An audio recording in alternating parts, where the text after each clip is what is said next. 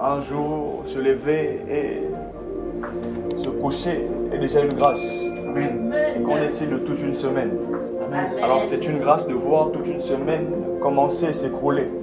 Plusieurs d'entre nous, plusieurs avaient des projets, des programmes, avaient plusieurs projets, plusieurs trucs à faire, à mettre en place. Amen. Mais aujourd'hui, ils ne sont plus. Aujourd'hui, la vie les a surpris, Amen. malgré leurs projets, malgré leur beauté, malgré leur intelligence, malgré leur fortune. Amen. Mais ils ne sont pas réveillés le matin, ils n'ont même pas pu voir cette soirée. Alors si nous sommes ici ce soir, c'est parce que Dieu nous a fait grâce encore. Amen. Et voilà pourquoi j'aimerais que tu dises encore à Dieu merci en l'acclamant.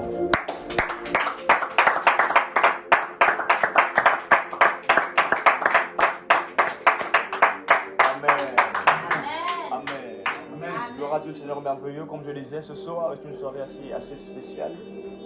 Et je voudrais donc apporter un message spécial pour cette soirée. Amen. Celui qui nous a mandatés pour ce service, et il sait pourquoi il nous a emmenés ici. Un jour, je disais que celui qui m'a prêché, s'il avait négligé sa prédication, aujourd'hui, je n'ai pas me tenir devant vous. Amen. Si Papa Nestor avait négligé sa prédication, aujourd'hui, je n'allais pas me tenir devant vous. Amen. Je te prends au sérieux, toi également, prends-moi au sérieux. Amen. Amen. Alors, nous serons en train de continuer avec ce message qui était en train de nous emmener quelque part durant ce mois. Ce message avec ce thème qui était assez intéressant, à la recherche de l'éternel. Chercher l'éternel, chercher Dieu. Alors, récemment, je t'ai parlé de la recherche de l'éternel. Je t'ai expliqué des choses liées à la recherche de l'éternel. Je t'ai montré des choses. Je t'ai emmené quelque part pour comprendre tout ce qui tourne autour de la recherche de l'éternel. J'étais en train de te dire, rechercher l'éternel n'est pas simplement prier. Tu peux prier sans pour autant le rechercher. Tu peux prier sans pour autant le rechercher, le trouver. Parce que plusieurs d'entre nous, s'il faut que nous puissions simplement se baser sur le nombre d'années qu'on a commencé à prier, on sera même choqué. Vous allez voir, quelqu'un va vous dire, moi ça fait 30 ans que je sers le Seigneur. Et depuis que tu sers le Seigneur, est-ce que tu l'as rencontré? Parce que quand on le rencontre, on subit un changement. Amen. Quand on le rencontre, on n'est plus la même personne. Vous Amen. savez, il y a des choses, quand tu entres en contact avec ces choses, ta vie est capable de basculer en un instant. Amen. Il y a des choses, quand tu affrontes ces choses, quand tu entres en contact avec ces choses, toute ta vie change. La Bible déclare, alors qu'ils étaient en train de prêcher dans Actes, tous ces hommes qui faisaient de la magie, qui opéraient avec des mauvais trucs, ils ont abandonné leur magie, ils ont abandonné la sorcellerie pour venir se faire convertir. Donc leur vie avait totalement changé parce qu'ils étaient entrés en contact avec des choses Amen. qui sont liées à la rencontre de l'Éternel. Amen. Notre texte de base, c'était Isaïe 55, verset 6. J'aimerais que nous puissions lire ce passage. Et ensuite, nous prendrons le livre de Psaume 51, verset 12. Isaïe 55, verset 6. C'est à la page. Est-ce que nous pouvons honorer la parole, s'il vous plaît? Isaïe 55, verset 6. Isaïe 55, verset 6. Isaïe 55, verset 6. C'est à la page. Alors je vais lire pour vous, pour nous. La Bible est claire dans le livre de Gloire à Dieu. Rapidement. Le psaume 55. Le psaume 51, temps pour moi, verset 12. C'est à la page. Psaume 51, verset 12. Verset 12, oui.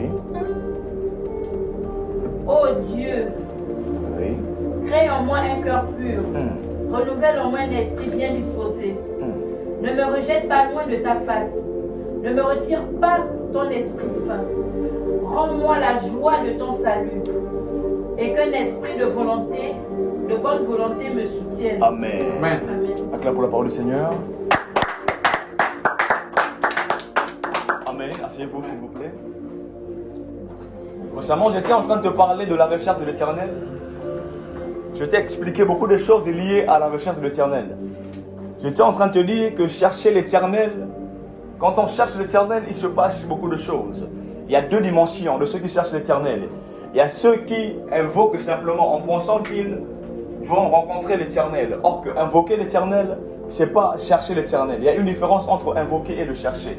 Amen. Invoquer l'Éternel, c'est lorsque tu viens vers l'Éternel pour lui présenter tes difficultés. Tu viens vers lui pour un besoin qui se fait ressentir, un besoin qui se présente, un besoin qui est en priorité là maintenant. Comme par exemple, tu peux avoir besoin d'argent, tu peux avoir besoin d'un service rendu par l'Éternel, tu as besoin d'un mariage, tu viens vers l'Éternel, tu l'invoques, Seigneur, fais-moi grâce, j'ai besoin du mariage, fais-moi grâce Adonai, j'ai besoin du travail, fais-moi grâce parce que j'ai besoin de ça Adonai. Mais Amen. Celui qui veut rencontrer l'Éternel, cette personne ne va pas simplement se limiter à la dimension de ceux qui l'invoquent. Cette personne va directement le chercher. Amen. J'étais en train de te dire que chercher l'Éternel, c'est passer de la demande à la relation. J'étais en train de te dire que chercher l'Éternel, c'est passer de la dimension où les hommes et les femmes se réunissent simplement pour invoquer et demander. Et aller là où des gens se réunissent pour entretenir une relation avec lui. Je disais qu'il y a une différence entre ceux qui l'invoquent et ceux qui le cherchent. Amen. Très souvent, ceux qui l'invoquent tombent dans l'illusion de la connaissance. Vous devez savoir que l'illusion de la connaissance est engendrée par une saison usée. Lorsque tu t'attaches à une saison usée, tu tombes dans l'illusion de la connaissance. Alors très souvent, ceux qui invoquent l'Éternel tombent dans l'illusion de la connaissance. Parce qu'ils viennent vers l'Éternel à cause d'un besoin qui se fait ressentir. Parce que hier Dieu avait travaillé, hier Dieu avait fait descendre la manne. Je reviens encore vers lui parce que hier il avait fait descendre la manne. Lorsque on s'attache à une saison usée, on tombe dans l'illusion de la connaissance. Amen. Alors, mais ceux qui cherchent l'Éternel, ils savent que chercher l'Éternel, c'est quitter de la demande à la relation. Amen. C'est quitter au niveau où je viens simplement pour demander quelque chose auprès de lui. Je viens simplement parce qu'un besoin se fait ressentir. Mais je viens pour rechercher une relation avec lui. Amen. Je viens parce que je veux entretenir une relation avec lui. Je veux avoir une intimité avec lui. Je veux le connaître encore plus. Ils ont marché avec lui plus de 3 ans, mais ils ne le connaissaient pas. Ils demandent, qu'est-ce que les gens disent de moi? Qu'est-ce qu'ils sont en train de dire de moi? Ils ont dit, Jésus, certains disent que non, tu es le prophète qui devait venir. D'autres disent, ah bon, tu es celui qui fait le miracle. Non, tu es celui qui transforme l'eau en vin. Tu es celui qui calme la tempête. Nous comprenons que les disciples ne disaient pas ce que les hommes savaient de l'Éternel, mais ils donnaient simplement leur propre compréhension de l'Éternel. Amen. Parce qu'on ne connaît pas Dieu par intelligence, mais on connaît Dieu par révélation. Amen. Très souvent, ceux qui se limitent à l'invocation, à invoquer l'Éternel, se limitent à l'intelligence. Ils pensent que connaître Dieu, c'est connaître par l'intelligence. Or que non. Vérité. Ceux qui invoquent l'Éternel sont ceux qui pensent que non. Servir Dieu, c'est le servir par intelligence. Marcher avec Dieu, c'est se marcher avec intelligence. Or que non. Même servir Dieu, on ne le sert pas par intelligence. Amen. Il dit la femme samaritaine, vous invoquez ce que vous ne connaissez pas. Mais nous invoquons ce que nous connaissons. Amen. Comment est-ce que nous le connaissons? C'est parce qu'il s'est révélé à nous que nous le connaissons. Amen. L'Éternel s'est révélé au travers des siècles et des âges par plusieurs noms par lesquels les hommes l'ont appelé. Amen. Par plusieurs noms par lesquels les hommes l'ont invoqué. Amen. Donc c'est parce qu'il s'est révélé à ces hommes que ces hommes l'ont connu. Amen. On ne connaît pas Dieu par intelligence, mais par révélation de lui. Amen. Et voilà que cet homme dit à l'Éternel, moi, je sais qui tu es. Tu es le Fils de Dieu. Et Jésus lui dit, ce serait bien, mon fils, c'est bien. Parce que c'est ni la chair, ni le sang qui te l'a révélé, mais c'est mon Père dans les cieux qui te l'a révélé. Amen. Parce qu'on ne connaît pas Dieu par intelligence, mais par révélation de lui. Amen. Amen. Aussi longtemps que tu vas rester au niveau de ceux qui invoquent, tu connaîtras simplement Dieu par intelligence. Amen. Aussi longtemps que ta marche avec Dieu se limite à l'invoquer simplement, tu créeras une séparation entre toi et ta révélation. Amen. Parce que c'est la révélation qui fait entrer une personne dans une saison de délivrance. Amen. Amen. Mais lorsque toi, tu t'arrêtes à l'invocation, tu ne entreras jamais dans ta saison de délivrance. Impossible. Il dit, vous connaîtrez la vérité vous affranchira. Amen. Et l'affranchissement ne vient que lorsqu'on entre en contact avec une vérité particulière. Il te faut cette révélation de lui pour te faire entrer dans une saison de délivrance. Amen. Aussi longtemps que ta marche avec Dieu sera limitée à simplement ceux qui l'invoquent, sera simplement limitée à l'invoquer, à courir après lui quand tu auras un besoin qui se fait ressentir. Sache que tu n'entreras pas dans cette saison de délivrance. Amen. Amen. Pour la libération d'une famille ou d'une vie, tu as besoin d'une révélation de Dieu qui te fera entrer dans une saison de délivrance. Amen. Très souvent, lorsque la délivrance tarde d'arriver, c'est parce que il n'y a pas cette révélation qui est venue. Amen. Parce qu'il te faut cette révélation pour te faire entrer dans une saison de délivrance. Amen. Et il a fallu que cet homme, pour se voir recevant de l'Éternel, pour sortir et partir. Amen. Donc tu dois quitter la dimension de ceux qui l'invoquent pour entrer dans la dimension de ceux qui quittent la demande pour s'attacher à la relation. Amen. Amen. Chercher Dieu, c'est pas courir après lui pour un besoin. Chercher Dieu, c'est pas simplement chercher une bénédiction. C'est pas simplement chercher une délivrance.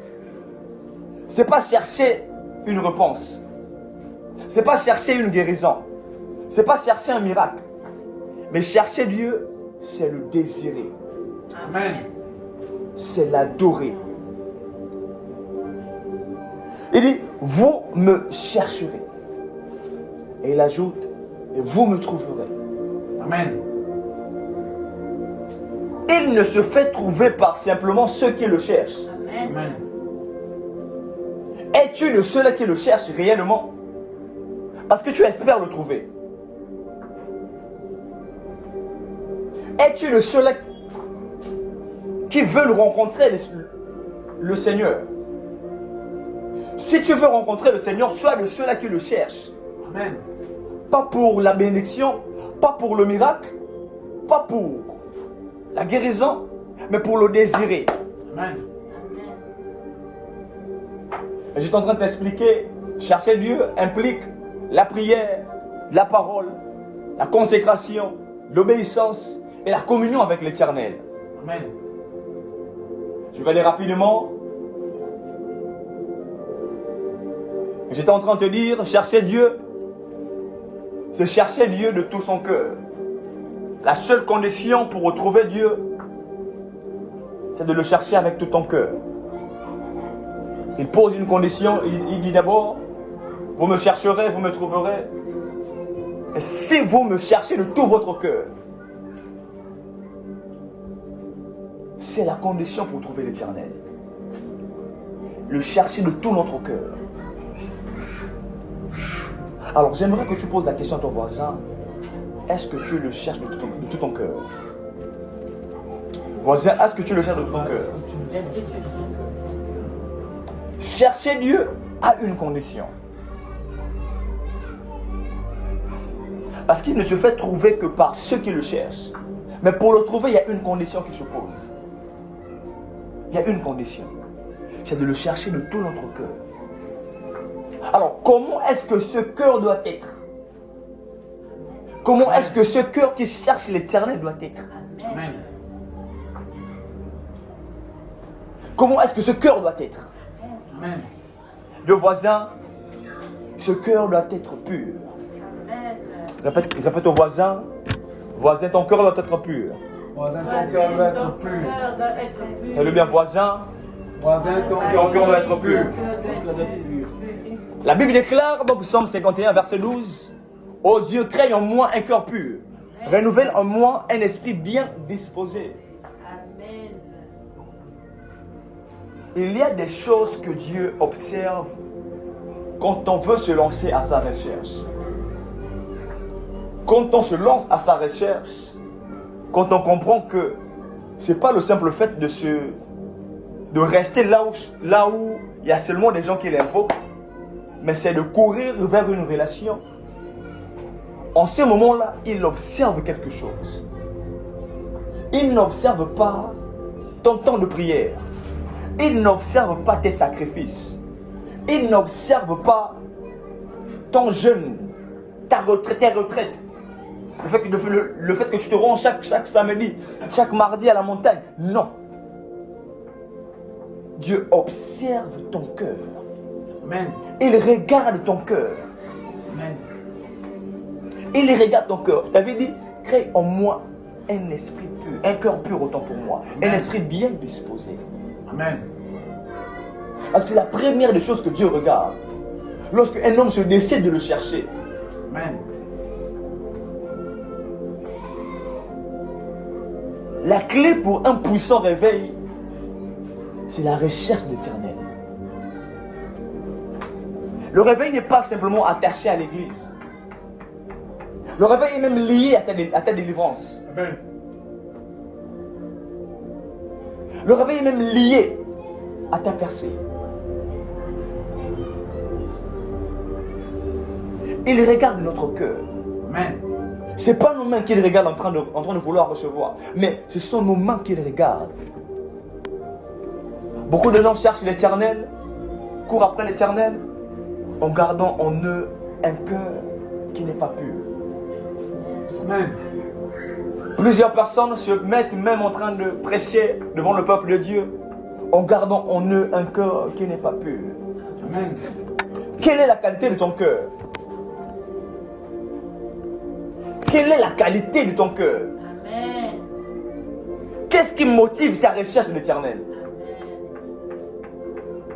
Qu'est-ce qui te pousse à courir après lui? C'est toujours ce fait de vouloir prouver aux gens? C'est toujours ce fait de vouloir montrer à cette personne que toi aussi Dieu t'a appelé? Que toi aussi tu sers Dieu? Quelle est la qualité de ton cœur? Il dit, crée en moi un cœur pur. Crée en moi un cœur pur. Amen. Un cœur pur. C'est la condition pour trouver l'Éternel. Amen. Et j'aimerais te partager quelque chose lié à ce passage. Psaume 55, verset 12. Dieu regarde au cœur. Elle déclare dans 1 Samuel 16, verset 7. L'homme regarde à ce qui frappe les yeux, mais l'Éternel regarde au cœur. L'homme regarde l'apparence, mais Dieu regarde les profondeurs. L'homme regarde ce qui frappe l'œil, mais Dieu regarde la qualité du cœur. Amen. L'homme regarde ton ministère.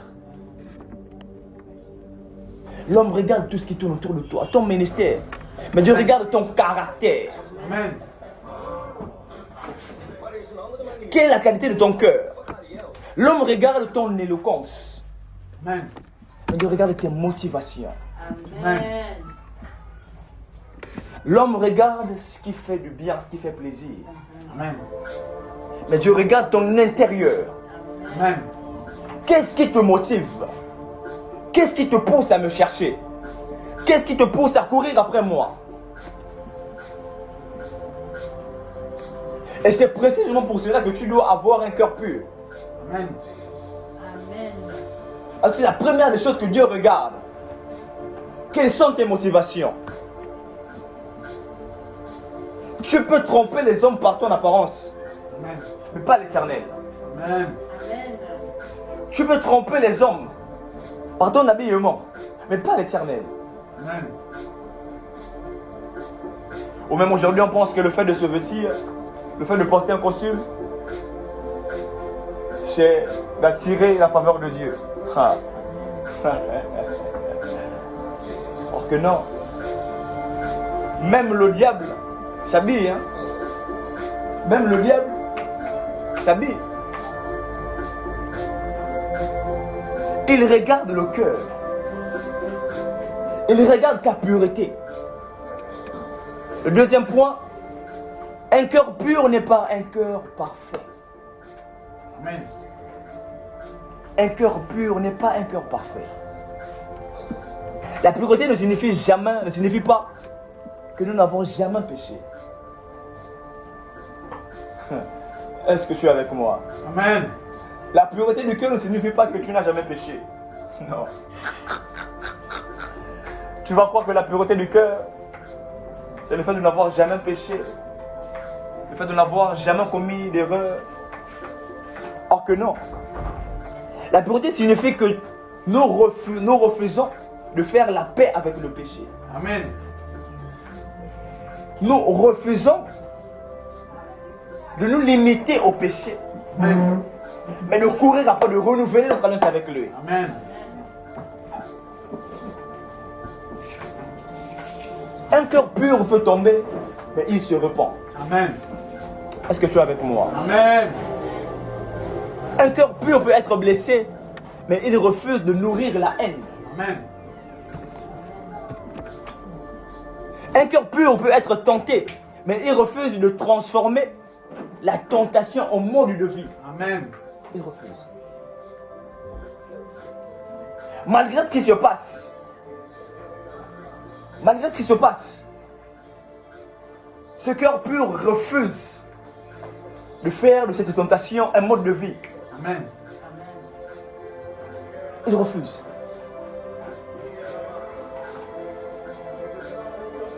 Un cœur pur ne signifie pas d'avoir jamais péché. Non. Un cœur pur ne dit pas je suis parfait. Un cœur pur ne dit pas que je suis bon, parfait, Amen. normal, clair. Amen. Non. Il dit Seigneur, montre-moi ce qui n'est pas conforme à toi. Amen. Montre-moi ce qui n'est pas de toi. Montre-moi ce qui ne se soumet pas à toi. Amen. Montre-moi ce qui me crée une séparation entre nous deux. Amen. C'est pourquoi David prie dans le psaume 139, verset 23. Il dit sonde-moi, ô Dieu, et connais mon cœur. Éprouve-moi et connais mes pensées. La véritable pureté commence lorsqu'on reconnaît nos torts. Amen. Lorsqu'on reconnaît nos erreurs. Amen. Lorsqu'on reconnaît nos limites. Amen. C'est là où la véritable pureté commence. Amen.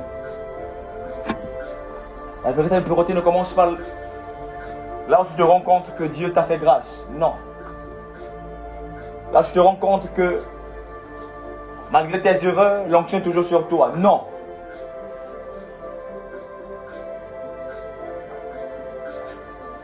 Dieu ne se revend pas de ses dons. Amen. Tu peux continuer à pécher, à faire tes péchés, et voir sa manifestation, et penser qu'il est toujours avec toi, qu'il n'est plus avec toi. Amen. Beaucoup de gens aujourd'hui pensent qu'ils opèrent avec Dieu parce qu'ils ont toujours les dons de l'Éternel. Amen. Et c'est même des choses qui trompent. Tu vas croire que Dieu tolère ton péché. Tu vas croire que Dieu tolère ton erreur. Or que non. Et le troisième point, ce que j'aimerais que tu retiennes, c'est que le cœur doit être purifié de ses motivations. Amen. Le cœur doit être purifié de toutes ses motivations. Quelles sont tes motivations? Il est possible de faire une bonne chose avec une mauvaise motivation. Il est possible de faire une chose qui semblerait être bien vue devant les hommes, mais avec une mauvaise motivation. Amen. Tu peux servir Dieu parce que tu veux être connu. Plusieurs, c'est ce qu'ils font aujourd'hui. Amen. Est-ce que tu es avec moi? Amen. Tu n'amènes pas arrivé ici. Amen. Plusieurs servent Dieu parce qu'ils veulent aussi être servis. Ils veulent aussi qu'on leur porte des Bibles. Ah, pasteur, un prophète, un prophète. Ils veulent aussi qu'on vienne devant le véhicule, qu'on ouvre la portière pour qu'ils descendent. Ils servent Dieu parce qu'ils veulent être influents. Il y en a plusieurs. Amen. Tu peux donner parce que tu veux recevoir. Plusieurs aujourd'hui donnent parce qu'ils veulent recevoir en retour. Amen.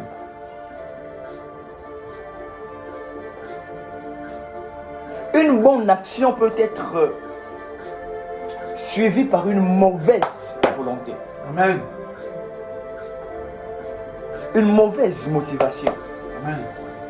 Et Dieu regarde cette motivation. Le cœur doit être purifié de ces motivations. Amen. Il y a ceux qui cherchent l'onction parce qu'ils veulent une position. Ils veulent aussi se positionner au milieu des nations. Amen. Ils veulent se faire appeler prophète des nations, bishop, apôtre. Et actuellement, il y a un ministère qui fait beaucoup de buzz, le ministère prophétique. Tout le monde veut être prophète. Amen. Amen. Amen. Amen. Tout le monde veut être prophète, apôtre. Ils cherchent l'onction pour être positionnés. Il y en a plusieurs qui se retrouvent chez des marabouts et plusieurs meurent à cause de ça. Parce qu'ils veulent être positionnés. Ils veulent que les hommes puissent se voir. Ils veulent que les hommes puissent se célébrer. Amen. Parce que tu peux même chercher Dieu parce que tu veux simplement ce qu'il peut te donner. Mais Dieu regarde la motivation qui est attachée au cœur. Quelles sont les motivations qui te poussent à chercher Dieu? Au-delà de ce que tu demandes, au-delà de ce que tu veux recevoir, au-delà de ce que tu as besoin, au-delà de ce qui te manque, Amen. apprends à chercher Dieu pour l'adorer. Amen. Et la question que je dois te poser ce soir, que tu dois te poser ce soir, est pourquoi est-ce que je cherche Dieu? Pourquoi est-ce que je cherche l'Éternel? Est-ce que tu peux te poser cette question? Pourquoi est-ce que je cherche Dieu? Amen. Je ne t'entends pas. Amen. Pose-toi la question, pourquoi est-ce que je cherche Dieu? Pourquoi est-ce que je cherche Dieu? Fais-le bien, pourquoi est-ce que je cherche Dieu? Pourquoi est-ce que je cherche Dieu? Et demande-toi également, qu'est-ce que je veux obtenir de lui en le cherchant? Qu'est-ce que je veux obtenir de lui en le cherchant? Ce sont des questions qui te pousseront à connaître les motivations qui sont attachées à ta recherche. Amen. Pourquoi est-ce que je cherche l'Éternel? Et qu'est-ce que je vais réellement obtenir en le cherchant? C'est la célébrité? C'est la position? Ou c'est quoi? Et dans ce moment-là que tu comprendras tes motivations, tu connaîtras tes motivations. Amen. Et le quatrième point, j'aimerais que tu retiennes ceci. La pureté du cœur demande une purification intérieure. Amen. La pureté du cœur demande une purification intérieure. Il existe des choses que personne ne voit, que personne ne peut voir à l'œil vu, à l'œil nu comme ça, personne ne peut voir, mais que Dieu voit. Amen. Lorsque tu commets ton péché dans le secret, tu penses que le pasteur ne va pas te voir, mais Dieu te voit. Amen. Tu te caches, tu te dis que papa Messi ne va pas me voir. Le pasteur Messi, il est loin. Moi, je peux pécher, il ne va pas me voir. Mais sache que Dieu te voit. Ce que les hommes ne peuvent voir, l'Éternel voit. Amen. Amen. Il voit la jalousie. Il voit les mauvaises pensées, les mauvaises intentions, Amen. l'amertume, la rancune, la convoitise, les compromis secrets. Amen. Il regarde. C'est lui qui sonde les cœurs. Tu le cherches, mais il sera sûr de regarder. Est-ce que ton intérieur est pur? Amen. Tu veux obtenir de l'Éternel. Tu as compris que obtenir de l'Éternel implique une recherche. Alors que tu es déjà dans cette recherche, tu dois savoir que ton intérieur doit être purifié. Amen. Pose-toi la question, est-ce que je suis toujours cette personne qui garde toujours de l'amertume, qui a toujours de mauvaises intentions, Amen. de mauvaises pensées, de la rancune? Parce que Dieu regarde tout cela. Amen. Et parfois, nous demandons à Dieu de changer notre situation en oubliant notre état, en oubliant notre cœur, Amen. en oubliant l'état intérieur de notre cœur. Amen. On dit simplement à Dieu, Seigneur, change ma situation. Je veux être guéri par toi. Je veux être sauvé par toi. Mais plusieurs personnes oublient que c'est dans l'intérieur que Dieu regarde. Amen. Il regarde si ton intérieur est purifié. Amen. Dis à ton voisin que Jésus change ton intérieur. Dis Seigneur, change mon environnement. Seigneur, change mon environnement. Seigneur, change mon environnement. Seigneur, change mon environnement. Je dois retenir qu'un cœur malade peut détruire une bonne saison. Amen. Tu ne m'as pas écouté. Un cœur malade peut détruire une bonne saison. Amen. Amen. Un cœur qui ne respecte pas cette condition de la pureté peut détruire toute une destinée. Amen. Voilà pourquoi fais très attention avec qui tu marches. Amen. Fais très attention. Fais très attention. Un cœur malade peut détruire ta saison. Amen. Et l'Éternel, il regarde l'intérieur. Avant de faire grâce, il regarde l'intérieur. Amen. Et le cinquième point, alors j'aimerais conclure, c'est que David il dit, crée en moi. J'utilise un langage extraordinaire. Un langage assez extraordinaire.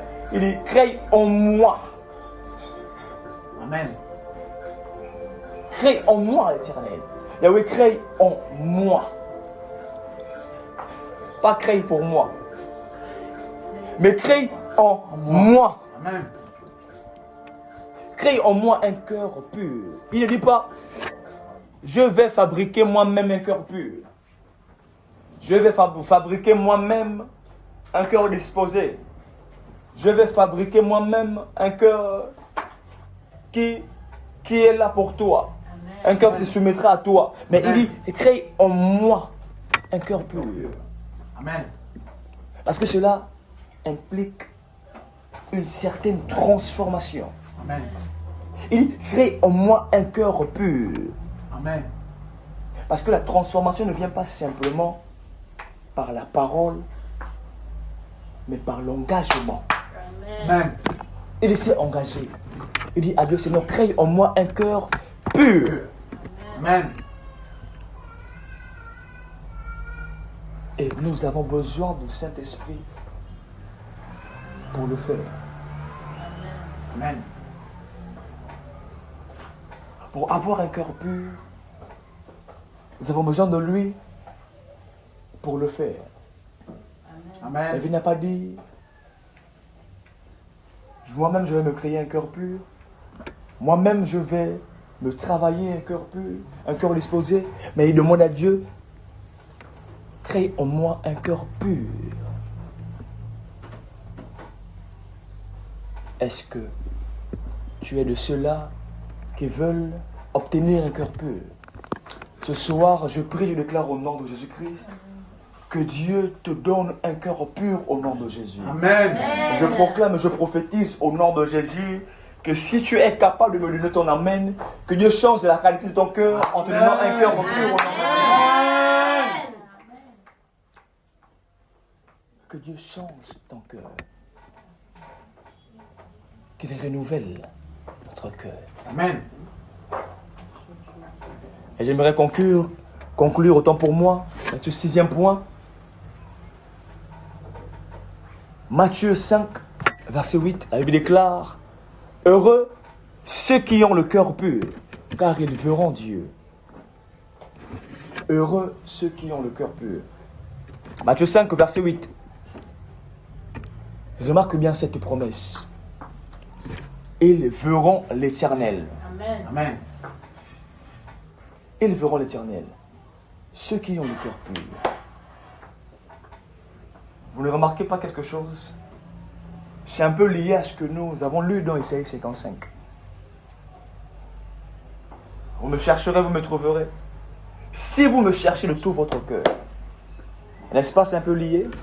Amen. N'est-ce pas, c'est un peu pareil? Amen. Amen. Une promesse, il dit, ils verront l'Éternel. Ceux qui ont le cœur pur. Et Jésus nous révèle une clé. Il dit, la pureté du cœur est liée à la capacité de voir Dieu. La pureté du cœur est liée à la capacité de voir Dieu. J'étais en train de te dire que c'est la révélation qui fait entrer dans une saison de délivrance. Amen. Plus le cœur est encombré, tu es loin de Dieu. Amen. Plus le cœur est attristé, plus le cœur, l'intérieur est compromis, tu es loin de l'Éternel. Amen. Amen. Mais ceux qui ont le cœur pur finissent par le rencontrer. Amen. Dis ce soir, Ce soir, j'aimerais te rencontrer. je voudrais te rencontrer. Jésus-Christ, Jésus-Christ, ce soir, je voudrais te rencontrer. je voudrais te rencontrer. Lorsque Dieu purifie notre cœur, même notre manière de voir les choses change. Amen. Même notre manière de l'adorer change. Amen.